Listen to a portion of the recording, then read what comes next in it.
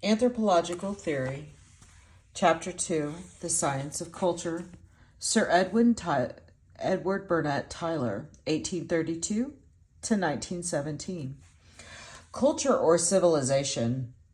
taken in its wide ethnographic sense, is that complex whole which includes knowledge, belief, art, morals, law, custom, and any other capabilities and habits acquired by man as a member of society. The condition of culture among the various societies of mankind, insofar as it is capable of being investigated on general principles, is a subject apt for the study at laws of human thought and action. On the one hand, the uniformity which so largely pervades civilization may be ascribed in great measure to the uniform action of uniform causes, while on the other hand, its various grades may be regarded as stages of development or evolution, each the outcome of previous history and about to do its proper part in shaping the history of the future. To the investigation of these two great principles in several departments of ethnography, with special consideration of civilization of the lower tribes as related to the civilization of the higher nations, the present volumes are devoted.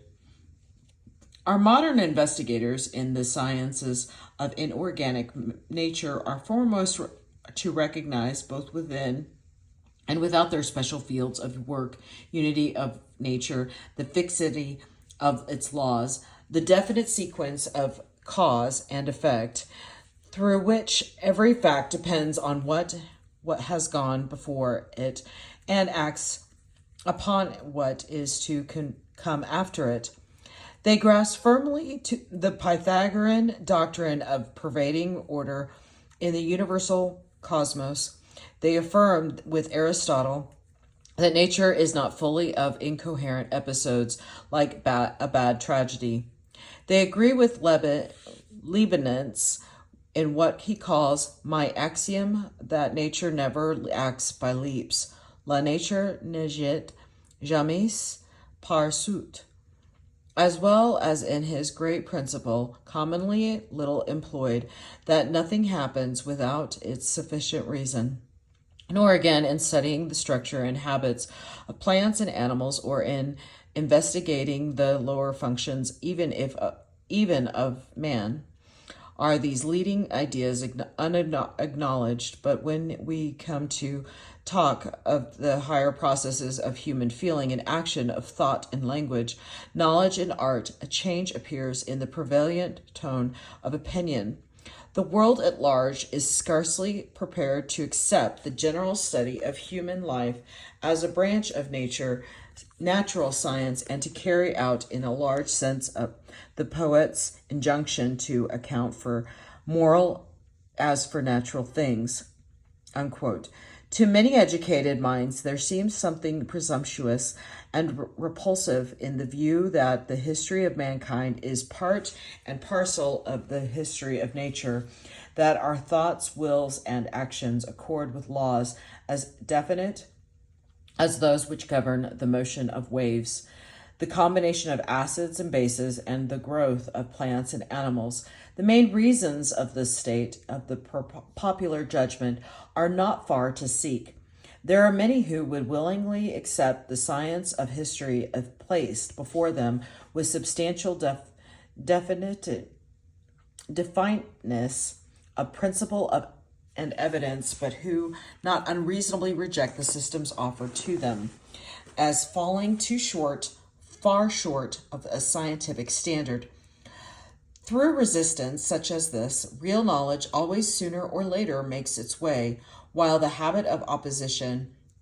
to novelty does such excellent service against the invasions of speculative dogmatism that we may sometimes even wish it were stronger than it is. But other obstacles to the investigation of laws of human nature arise from consideration of metaphysics and theology. The popular notion of free human will involves not only freedom to act in accordance with motive, but also a power of breaking loose from continuity and acting without cause, a combination which may be roughly illustrated by the simile of a balance sometimes acting in the unusual way, but also possess the faculty of turning by itself without or against its weights. This view of an anomalous action of the will, which it need hardly be said is incompatible with scientific argument, subsets is as an opinion patent or latent in men's minds and strongly affecting their theoretic views of history, though it is not as a rule, but brought prominently forward in systematic reasoning. Indeed, the definition of human will as strictly according with motive is the only possible scientific basis in such inquiries. Happily, it is not needful to add here yet another to list the dissertations on supernatural intervention and natural causation on liberty,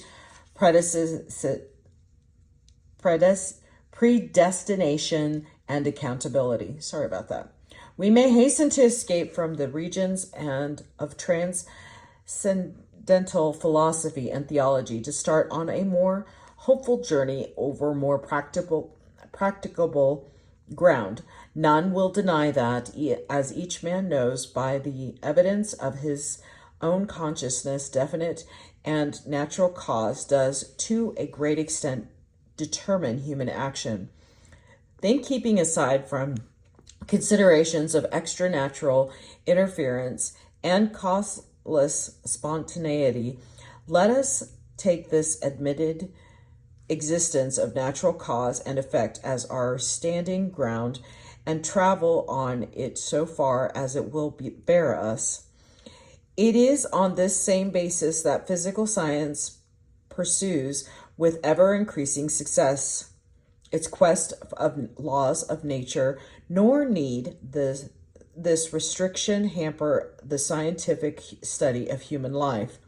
in which the real difficulties are the practical ones of enormous complexity of evidence and imperfection of methods of observation. Now it appears that this view of the human will and conduct as subject to definite law is indeed recognized and acted upon by the very people who oppose it when stated in the abstract as a general principle, and who then complain that it annihilates man's free will, destroys his sense of personal responsibility, and degrades him to a soulless machine. He who will say these things will nevertheless pass much of his own life in studying the motives which lead to human actions, seeking to attain his wishes through them, framing in his mind theories of personal character, reckoning what are likely to be the effects of new combinations, and giving to his reasoning the crown character of true scientific inquiry, by taking it for granted that in so far as his calculation turns out wrong, either his evidence must have been false or incomplete, or his judgment upon it unsound. Such a one will sum up the experience of years spent in complex relations with society by declaring his persuasion that there is a reason in life, and that where events look unaccountable, the rule is to wait and watch in hope that the key to the problem may someday be found. This man's observation may have been as narrow as his inferences are crude and prejudiced, but nevertheless he has been an inductive philosopher, quote, more than 40 years without knowing it, unquote. He has practically acknowledged definite laws of human thought and action, and has simply thrown out of account in his own studies of life in the whole fabric of motiveless will and uncaused spontaneity. It is assumed here that they should be just thrown out of account in wider studies, and that the true philosophy of history lies in extending and improving the methods of the plain people who form their judgments upon facts, and check them upon new facts. Whether the doctrine be wholly or but partly true, it accepts the very condition under which we search for new knowledge in the lessons of experience, and in a word, the whole course of our rational life is based upon it. One event is always the son of another, and we must never forget that the parentage was a remark made by Buchanan chief to Cassilis, the African missionary. Thus, at all times, the historians, so far as they have aimed at being more chroniclers, have done their best to show not merely succession, but connection among the events upon their record. Moreover, they have striven to elicit general principles of human action, and by these to explain particular events, stating expressly or taking tactically for granted the existence of a philosophy of history. Should anyone deny the possibility of thus establishing historical laws, the answer is ready, with which Boswell in such a case turned on Johnson. Then, sir, would reduce all history to no better than almanac. That nevertheless the labors of so many eminent thinkers should have as yet brought history only to threshold of science need cause no wonder to those who consider the bewildering complexity of the problems which came before the general historian. The evidence from which he is to draw his conclusions is at once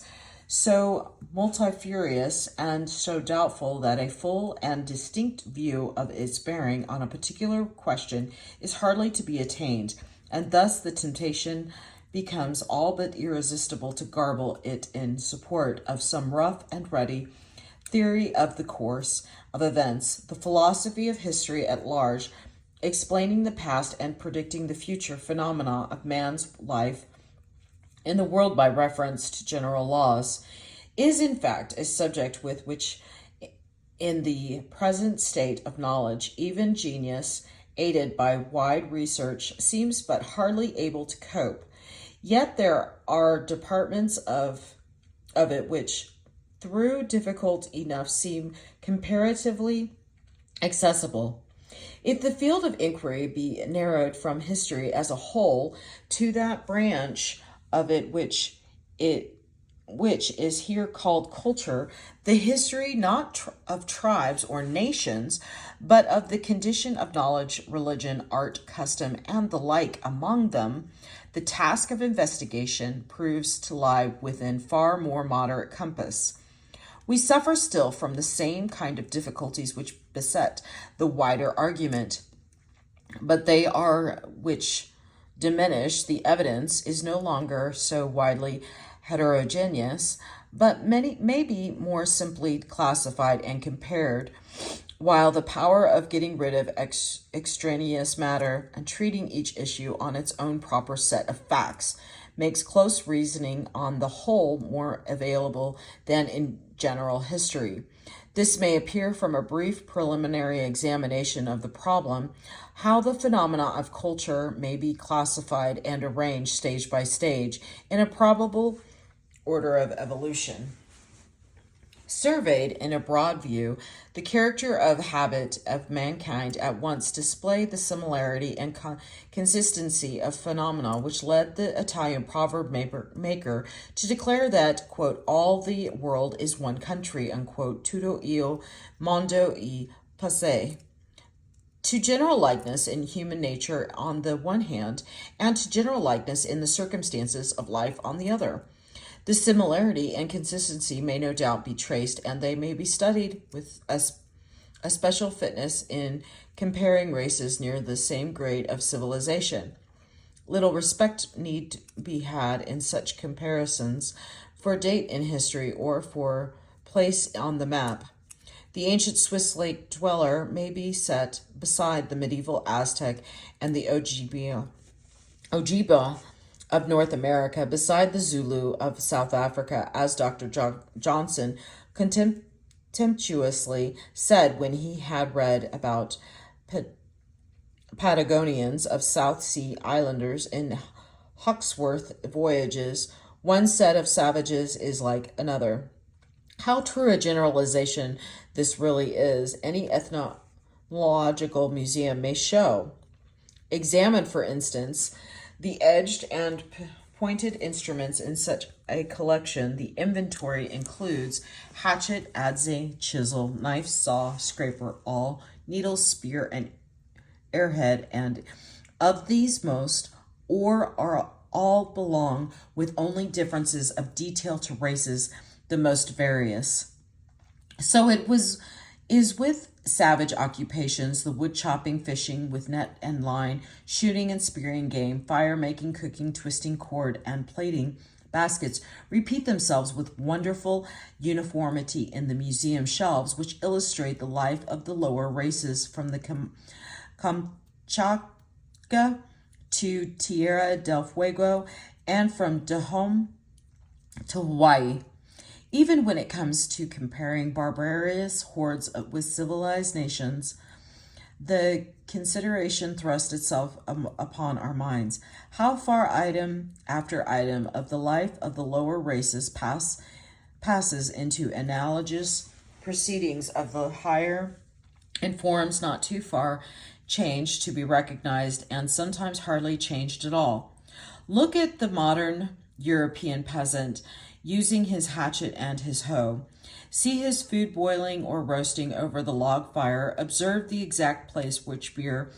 holds in his calculation of happiness. Hear his tale of the ghost in the nearest haunted house, and of the farmer's niece who was bewitched with knots in her inside till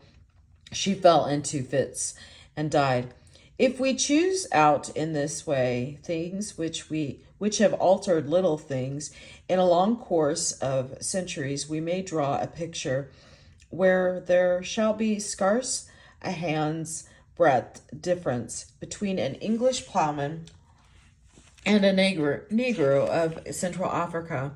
These pages will be so crowded with evidence of such correspondence among mankind that there is no need to dwell upon its details here. But it may be used at once to override a problem which would complicate the argument, namely the question of race. For the present purpose, it appears both possible and desirable to eliminate considerations of hereditary varieties or races of man, and to treat mankind as homogeneous in nature. Though placed in different grades of civilization, the details of the inquiry will, I think, prove that stages of culture may be compared without taking into account how far tribes who use the same implement, follow the same custom, or believe the same myth may differ in their bodily configuration and the color of their skin and hair. A first step in the study of civilization is to dissect it into details and to classify these in their proper groups. Thus, in examining weapons, they are to be classed under spear, club, sling, bow, and arrow, and so forth. Among textile arts are to be ranged matting, netting, and several grades of making and weaving threads. Myths are divided under such headings as myths of sunrise and sunset, eclipse myths, earthquake myths, local myths, which account for the names of places by some fanciful tale, eponymic myths, which account for the percentage of a tribe by turning its name into the name of an imaginary ancestor under rites and ceremonies which occur, such practices as the various kinds of sacrifice to the ghosts of the dead and to other spiritual beings, the turning to the east to worship, to the purification of ceremonial or moral uncleanliness by means of water or fire. Such are few miscellaneous examples from a list of hundreds, and the ethnographer's business is to classify such details with a view to making out their distribution in geography and history and the relations which exist among them. What this task is like may be almost perfectly illustrated by comparing these details of culture with species of plants and animals studied by naturalists. To the ethnographer, the bow and arrow is a species. The habit of flattening children's skulls is a species. The practice of reckoning numbers by tens is a species. The geographical distribution of these things and their transmission from region to region have to be studied as the natural studies the geography of his botanical and zoological species. Just as certain plants and animals are peculiar to certain districts, so it is with such instruments as the Australian boomerang, the Polynesian stick and groove for fire making, the tiny bow and arrow used as a lancet or phlegm by tribes about the Isthmus of Panama, and in like manner with many an art, myth, or custom found isolated in a particular field. Just as the catalog of all the species of plants and animals of a district represents its flora and fauna, so the list of all the items of the general life of a people represents that whole which we call its culture. And just as distant regions so often produce vegetables and animals which are analogous, though by no means identical, so it with the details of the civilization of their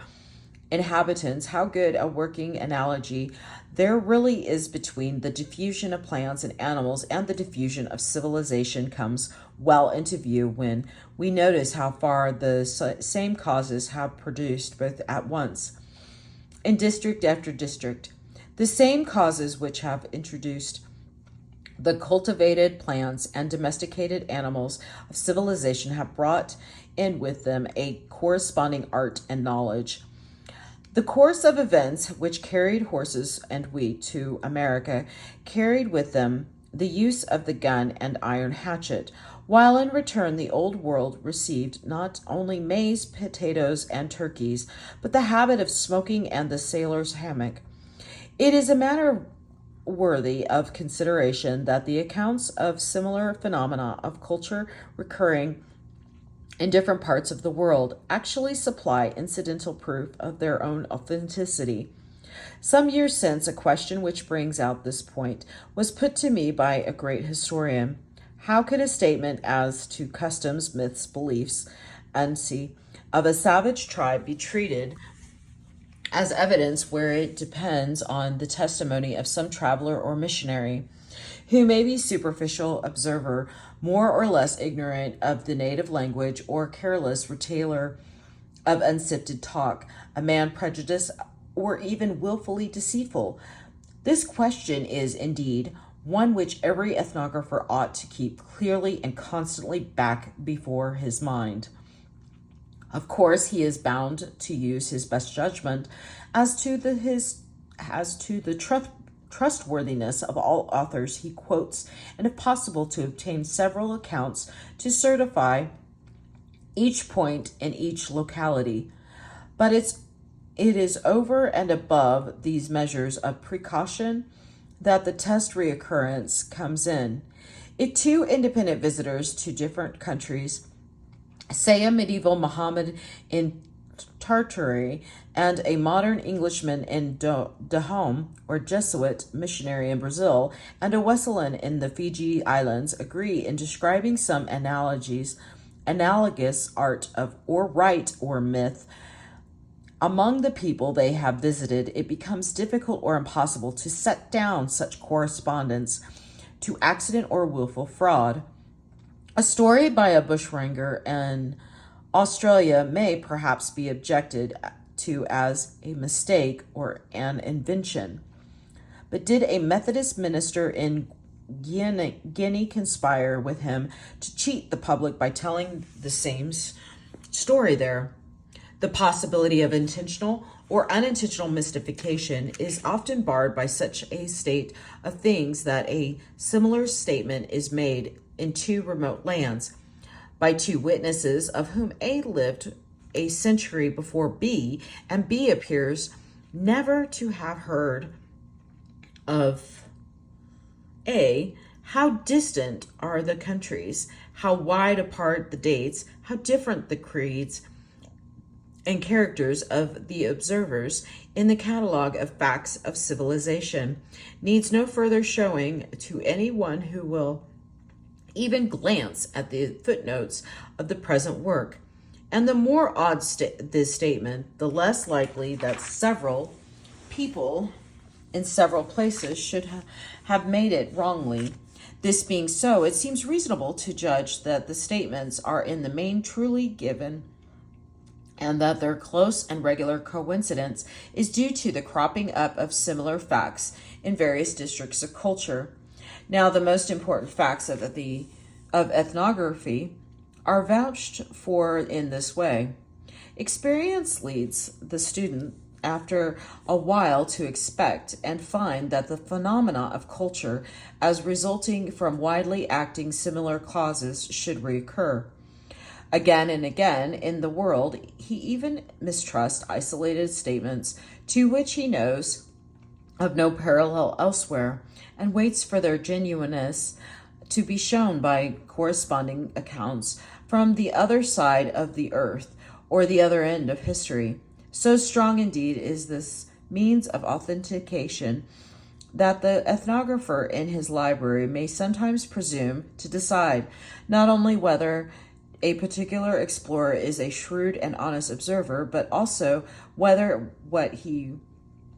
reports is conformable to the general rules of civilization. Non quis sed quid. To turn from the distribution of culture in different countries to its diffusion within these countries, the quality of mankind which tends most to make the systematic study of civilization possible is that remarkable tactics, consensus, or agreement which so far induces whole populations to unite in the use of the same language, to follow the same religion and customary law, to settle down to the same general level of art and knowledge. It is the state of things which makes it so far possible to ignore exceptional facts and to describe nations by a sort of general average. It is the state of things which makes it so far possible to represent immense masses of details by a few typical facts. While these once settled, new cases recorded by new observers simply fall into their places to prove the soundness of the classification. There is found to be such regulatory in the composition of societies of men that we can drop individual differences out of sight and thus can generalize on the arts and opinions of whole nations. Just as when looking down upon an army from a hill, we forget the individual soldier, whom in fact we can scarce distinguish in the mass, while we make each regiment as an organized body, spreading or concentrating or moving in advance or in retreat. In some branches of the study of social laws, it is now possible to call in the aid of statistics and to set apart special actions of large mixed communities of men by means of tax gatherers' schedules or tables of the insurance office. Among modern arguments on the laws of human action, none have had a deeper effect than generalizations such as those of M. Quitlet on the regularity on not only of such matters as average stature and the annual rates of birth and death, but the reoccurrence year after year of such obscure and seemingly incalculable products of national life as the numbers of murders and suicides and the proportion of the very weapons of crime. Other striking cases are the annual regularity of persons killed accidentally in the London streets and of undirected letters dropped into the post office letter boxes. But in examining the culture of the lower races, far from having at command the measured arithmetical facts of modern statistics, we may have to judge of the condition of tribes from the imperfect accounts supplied by travelers or missionaries, or even to reason upon relics of prehistoric races of whose very names and languages we are hopelessly ignorant. Now, these may seem at the first glance sadly indefinite and unpromising materials for a scientific inquiry, but in fact they are neither indefinite nor unpromising, but give evidence that is good and definite so far as it goes. They are data which, for the distinct way in which they are severely denote the condition of the tribe they belong to, will actually bear comparison with the statistician's returns. The fact is that a stone arrowhead, a carved club, an idol, a grave mound where slaves and property have been buried for the use of the dead, an account of a sorcerer's rites in making rain, a table of numerals, the conjunction of a verb, or are things which each express the state of a people as to one particular point of culture, as truly as the tabulated numbers of deaths by poison and of chests of tea imported express in a different way other partial results of the general life of a whole community. That a whole nation should have a special dress, special tools and weapons, special laws of marriage and property, special moral and religious doctrines, is a remarkable fact, which we notice so little because we have lived all our lives in the midst of it. It is with such general qualities of organized bodies of men that ethnography has especially to deal. Yet while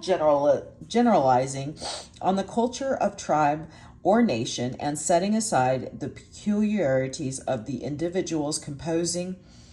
it as unimportant to the main result, we must be careful not to forget what makes up this main result. There are people so intent on the separate life of individuals that they cannot grasp a nation of the action of a community as a whole. Such an observer, incapable of a wide view of society, is aptly described in the saying that he cannot see the forest for the trees, unquote. But one, on the other hand, the philosopher may be so intent upon his general laws of society as to neglect the individual actors of whom that society is made up, and of him it may be said that he cannot see the trees for the forest. We know how arts, customs, and ideas are shaped among ourselves by the combined actions of many individuals, of which actions, both motive and effective, often come quite distinctly within our view. The history of an invention, an opinion, a ceremony is a history of suggestion and modification, encouragement and opposition, personal gain and party prejudice, and the individuals concerned act each accordance to his own motives, as determined by his character and circumstances. Thus, sometimes we watch individuals acting for their own ends with little thought of their effect on society at large, and sometimes we have to study movements of national life as a whole, where the individuals cooperating in them are utterly beyond our observation. But seeing that collective social action is the mere resultant of many individual actions, it is clear that these two methods of inquiry, if rightly followed, must be absolutely consistent in studying both the reoccurrence of special habits or ideas in several districts and their prevalence within each district. There come before us ever reiterated proofs of regular causation producing the phenomena of human life, and the laws of maintenance and diffusion, according to which these phenomena settle into permanent standard conditions of society at definite stages of culture. But while giving full importance to the evidence bearing on these standard conditions of society, let us be careful to avoid a pitfall which may entrap the unwary student. Of course, the opinions and habits belonging in common to masses of mankind are to a greatly extent the results of sound judgment and practical wisdom, but to a great extent it is not so. That many numerous societies of men should have believed in the influence of the evil eye and the existence of a firmament, should have sacrificed slaves and goods to the ghosts of the departed, should have handed down traditions of giants slaying monsters and men turning into beasts. All this is ground for a holding that such ideas were indeed produced in men's minds by efficient causes, but it is not ground for holding that the rights in question are profitable, the belief sounds, and the history authentic. This may seem at the first glance a truism, but in fact it is the denial of a fallacy which deeply affects the minds of all but a small critical minority of mankind. Popularly, what everybody says must be true, what everybody does must be right. Quid ubique, quod semper, quod ab omnibus creditum est, hoc est vir propice Catholicum, and so forth. There are various topics, especially in history, law, philosophy, and theology, where even the educated people we live among can hardly be brought to see that the cause why men do hold an opinion or practice a custom is by no means necessarily a reason why they thought to do so. Now, collections of ethnographic evidence bringing so prominently into view the agreement of immense multitudes of men as to certain traditions, beliefs, and usages are peculiarly liable to be thus improperly used in direct defense of these institutions themselves, even old barbaric nations being pulled to maintain their opinions against what are called modern ideas, as it has more than once happened to myself to find my collection of traditions and beliefs thus set up to prove their own objective truth, without proper examination of the grounds on which they were actually received. I take this occasion of remarking that the same line of argument will serve equally well to demonstrate by the strong and wide consent of nations that the earth is flat, and nightmare the visit of a demon. It being shown that the details of culture are capable of being classified in great number of ethnographic groups of arts, beliefs, customs, and the rest, the consideration comes next how far the facts arranged in these groups are produced by evolution from one another. It need hardly be pointed out that the groups in question, though held together each by a common character, are by no means accurately defined. To take up again the natural history illustration, it may be said that they are species which tend to run widely into varieties, and when it comes to the question what relations some of these groups bear to others, it is plain that the student of the habits of mankind has a great advantage over the student of the species of plants and animals. Among naturalists, it is an open question whether a theory of development from species to species is a record of transitions which actually took place,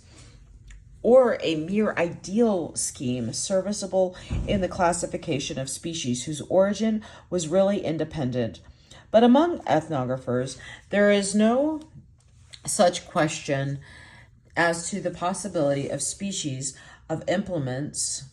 or habits or beliefs being developed one out of another. For development in culture is recognized by our most familiar knowledge. Mechanical invention supplies apt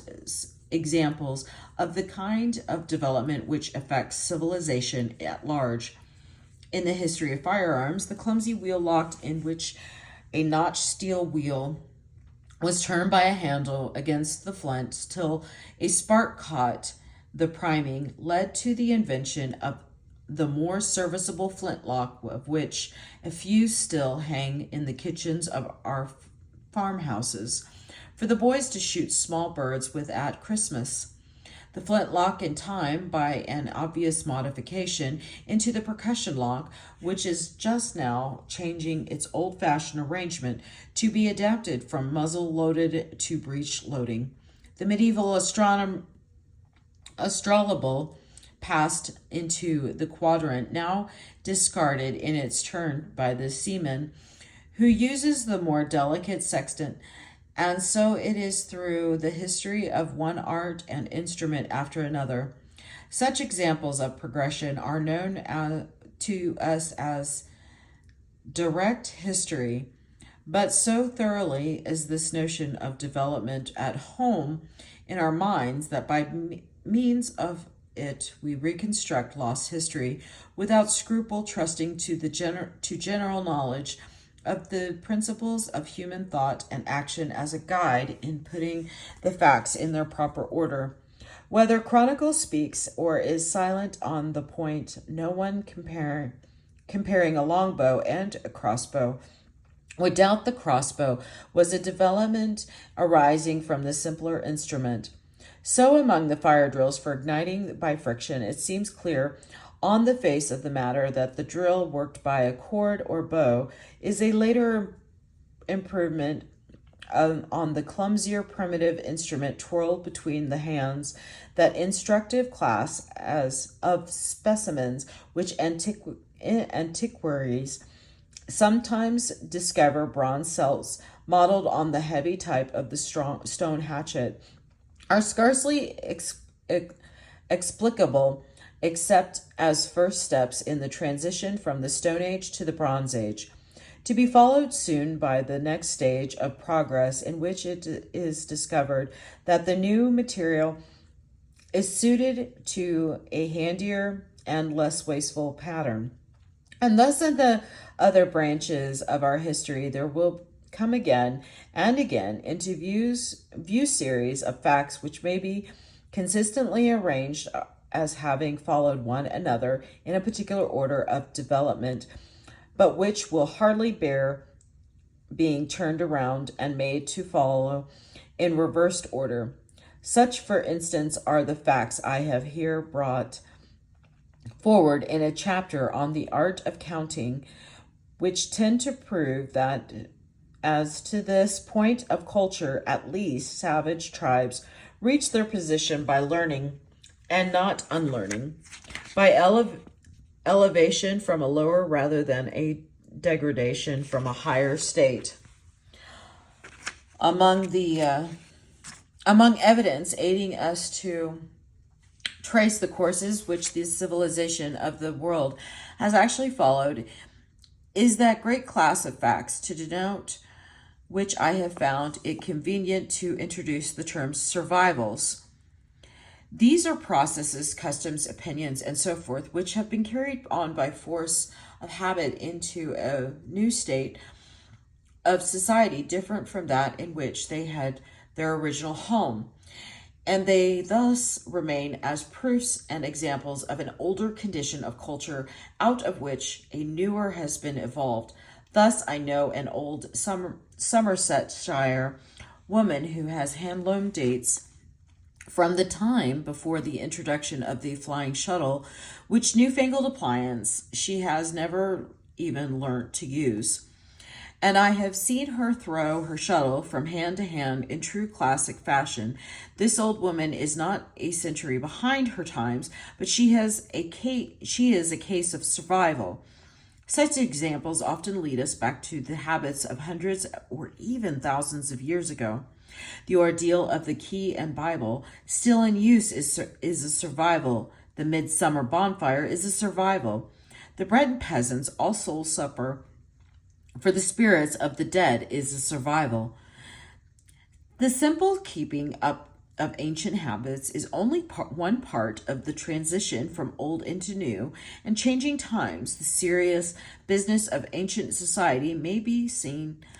to sink into the sport of later generations, and its serious belief to linger on in nursery folklore, while superseded habits of old world life may be modified into new world forms, still powerful for goods and evils. Sometimes old thoughts and practices will burst out afresh, to the amazement of a world that thought them long since dead or dying. Here survival passes into revival, as has lately happened in so remarkable a way in the history of modern spiritualism, a subject full of instruction from the ethnographer's point of view. The study of the principles of survival has indeed no small practical importance, for most of what we call superstition is included within survival, and in this way lies upon the attack of the deadliest enemy a reasonable explanation. Insignificant, moreover, as multitudes of the facts of survival are in themselves, their study is so effective for tracing the course of the historical development through which alone it is possible to understand their meaning, that it becomes a vital point of ethnographic research. To gain the clearest possible insight into their nature, the importance must justify the detail here devoted to an examination of survival on the evidence of such games, popular sayings, customs, superstitions, and the like as may serve well to bring into view the manner of its operation. Progress, degradation, survival, revival, modification are all modes of the connection that binds together the complex network of civilization. It needs but a glance into the trivial details of our own daily life to set us thinking how far we are really its originators, and how far but transmitters and modifiers of the result of long past ages. Looking around the rooms we live in, we may try here how far he who only knows his own time can be capable of rightly comprehending even that. Here is the honeysuckle of Assyria. There the fleur-de-lis of Anjou. A cornice with a Greek border runs round the ceiling, the style of Louis XIV and its parent in the Renaissance share the looking glass between them, transformed, shifted, or mutilated. Such elements of art still carry their history plainly stamped upon them. And if the history yet further behind is less easy to read, we are not to say that because we cannot clearly discern it there is therefore no history there. It is thus even with the fashion of the clothes men wear. The ridiculous little trails of the German postulants' coats show themselves how they come to dwindle to such absurd rudiments, but the English clergyman bands no longer so convey their history to the eye and look unaccountable enough till one has seen the intermediate stages through which they came down from the more serviceable wide collars, such as Milton wears in his portrait, and which gave their name to the bandbox they used to be kept in. In fact, the books of costumes showing how one garment grew or shrank by gradual stages and passed into another illustrates with much force and clearness the nature of the change and growth, revival and decay, which go from year to year in more important manners of life. In books again, we see each writer not for and by himself, but occupying his proper place in history. We look through each philosopher, mathematician, chemist, poet into the background of his education, through Leibniz into Descartes, through Dalton into Priestley,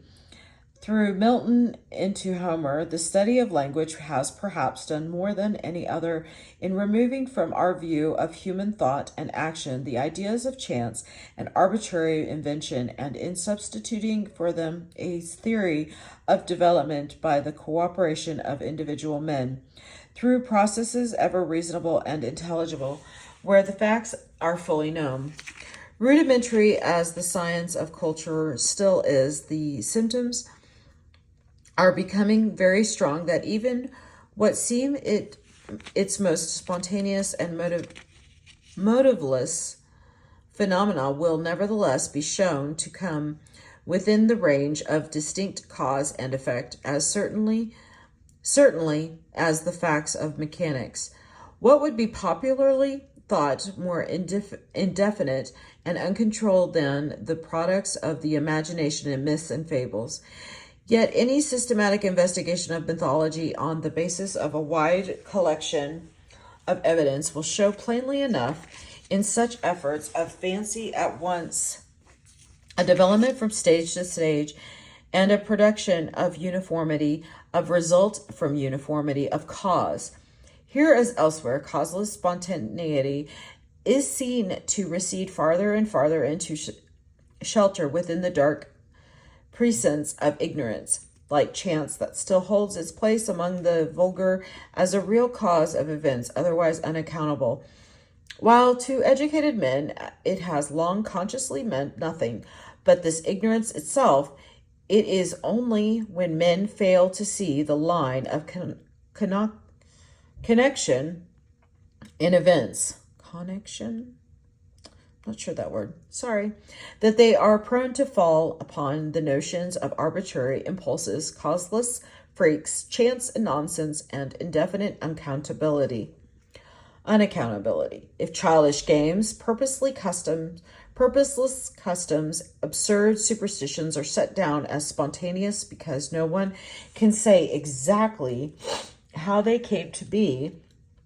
the assertion may remind us of the like effect that the eccentric habits of the wild rice plant had on the philosophy of a red Indian tribe,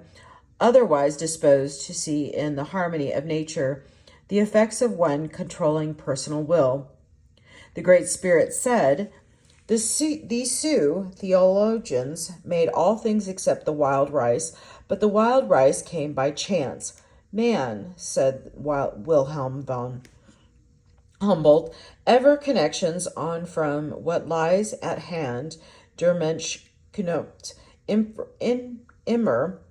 and Voraus on, the notion of the continuity of civilization contained in this maxim is no barren philosophic principle, but is at once made practical by the consideration that they who wish to understand their own lives ought to know the stages through which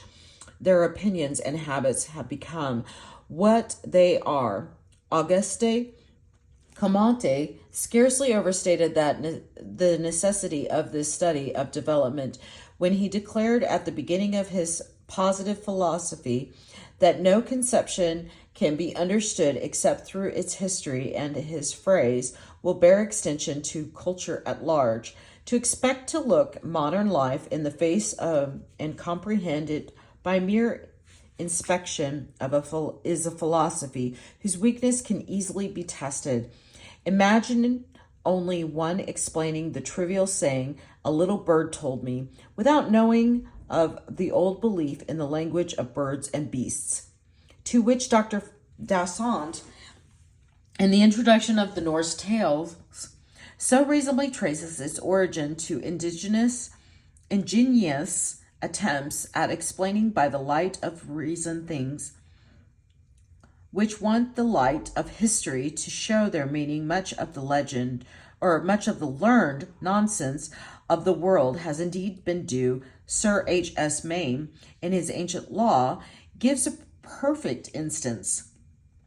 In all the literature which enshrines the pretended philosophy of law, he remarks, there is nothing more curious than the pages of elaborate sophistry in which Blackstone attempts to explain and justify that extraordinary rule of English law, only recently repealed, which prohibited sons of the same father by different mothers from succeeded to one another's land. To Sir H.S. Mayne, knowing the facts of the cause, it was easy to explain its real origin from the customs of Normandy, where, according to the system of agnation or kinship on the male side, brothers by the same mother but by different fathers, were of course no relations at all to one another. But when this rule was transplanted to England, the English judges, who had no clue to its principle, interpreted it as a general prohibition against the succession of the half-blood and extended it to consanguineous, I don't know the word, brothers, that is, to the sons of the same father by different wives. Then, ages after Blackstone sought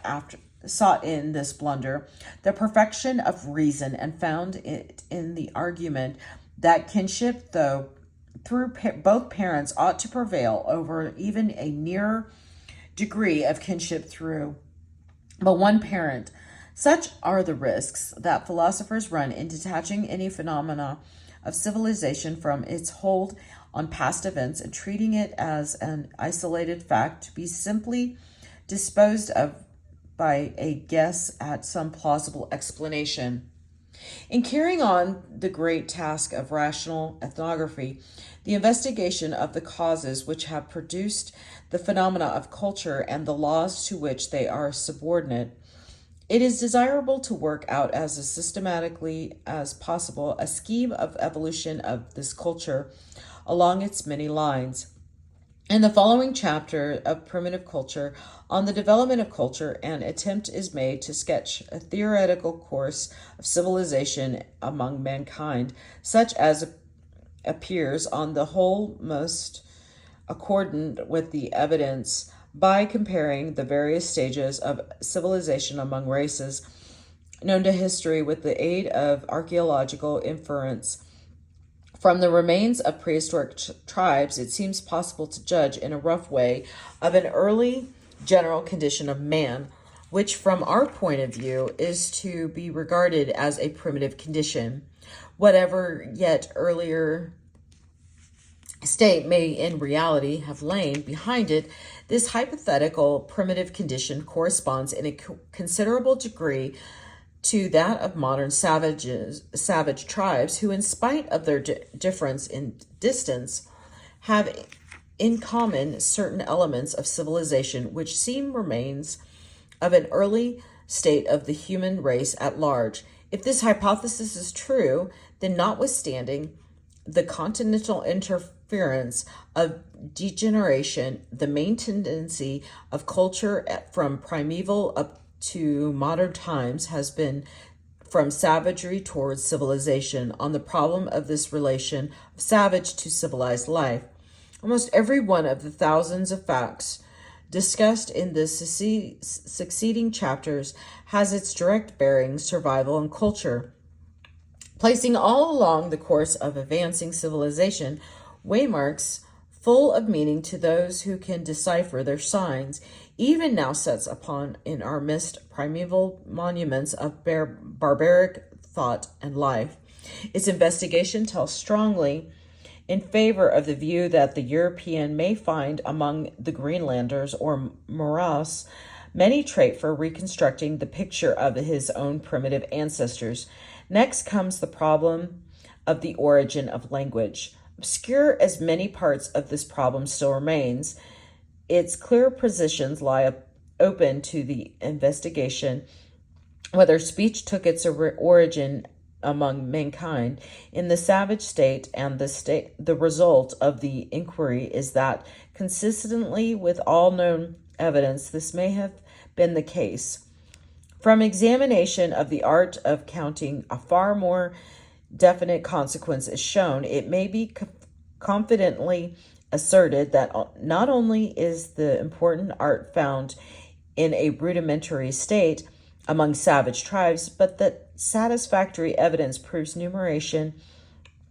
to have been developed by a rational invention from this low stage up to that in which we ourselves possess it.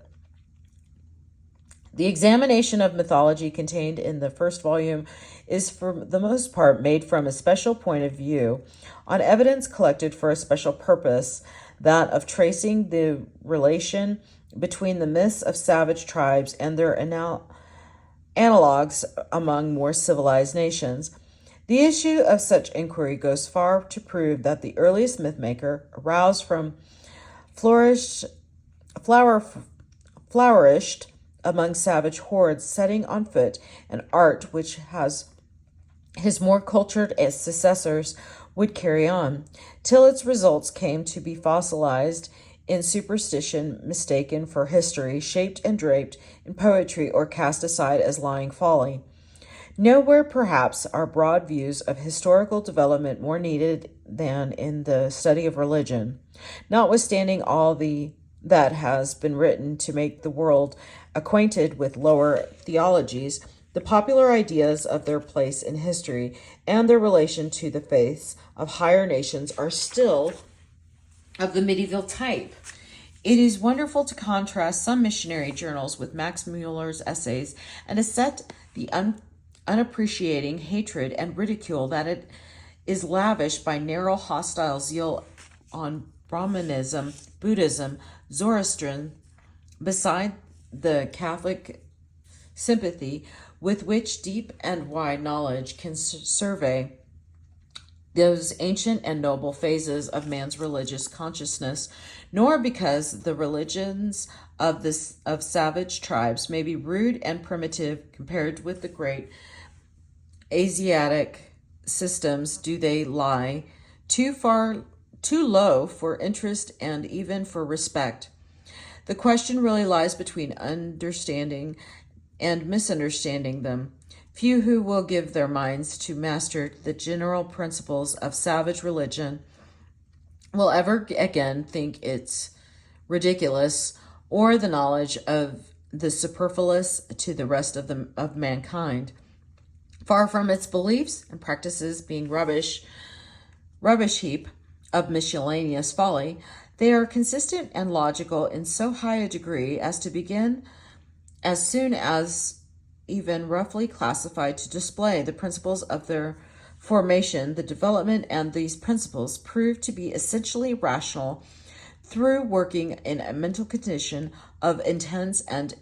invertebrate ignorance. It is with a sense of attempting an investigation which bears very closely on the current theology of our own day that I have set myself to examine systematically among the lower races the development of animism, that is to say, the doctrine of souls and other spiritual beings in general. More than half of the present work is occupied with a mass of evidence from all regions of the world, displaying the nature and meaning of this great element of the philosophy of religion and tracing its transmission and expansion, restriction, modification along the course of history into the midst of our own modern thought. Nor are the questions of small practical moment which have to be raised in a similar attempt to retrace the development of certain prominent rites and ceremonies customs so full of instruction as to the inmost powers of religion whose outward expression and practical result they are. In these investigations, however, made rather than ethnographic and theological point of view, there has seemed little need of entering into direct controversial argument, which indeed I have taken pains to avoid as far as possible. The connection which runs through religion from its rudest forms up to the status of an enlightened Christianity may be conveniently treated of with little recourse to dogmatic theology. The rites of sacrifice and purification may be studied in their stages of development without entering the questions of their authority and value. Nor does an examination of the successive phases of the world's belief in a future life demand a discussion of arguments adduced for or against the doctrine itself. The ethnographic results may then be left as materials for professed theologians, and it will not perhaps be long before evidence so fraught with meaning shall take its legitimate place, to fall back once again on the analogy of natural history. The time may soon come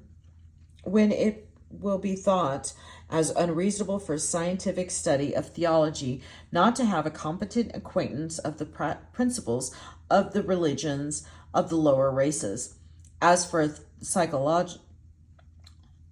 physiologists to look with contempt of 50 years ago on evidence derived from the lower forms of life, deeming the structure of mere invertebrate creatures matter unworthy of his philosophic study, not merely as a matter of curious research, but as an important practical guide to the understanding of the present and the shaping of the future. The investigation into the origin and early development of civilization must be pushed on zealously. Every possible avenue of knowledge must be explored, every door tried to see if it is open. No kind of evidence need to be left untouched on the score of remoteness or complexity, of minuteness or triviality. The tendency of modern inquiry is more and more toward the conclusion that if law is anywhere, it is everywhere. To despair of what a conscientious collection of and study of facts may lead to, and to declare any problem of insoluble because difficult and far off, it's distinctly to be on the wrong side in science. And he who will choose hopeless task may set himself to discover the limits of discovery. One remembers Comte starting in his account of astronomy with a remark on the necessary limitation of our knowledge of the stars. We conceive, he tells us, the possibility of determining their form, distance, size, and movement, whilst we should never by any method be able to study their chemical composition, their mineralogical structure, and see, had the philosopher lived to see the application of spectrum analysis to this very problem, his proclamation of the dispiriting doctrine of necessary ignorance would perhaps have been recanted in favor of a more hopeful view. And it seems to be with the philosophy of remote human life, somewhat as with study of nature, of the celestial bodies, the processes to be made out in the early stages of our mental evolution lie distant from us in time as the stars lie distant from us in space. But the laws of the universe are not limited with the direct observation of our senses. There is a vast material to be used in our inquiry. Many workers are now busied in bringing this material into shape. Through little may have yet been done in proportion to what remains to do. And already it seems not too much to say that the vague outliners of a philosophy of primeval history are beginning to come within our view. This is the end of chapter 2. Thank you.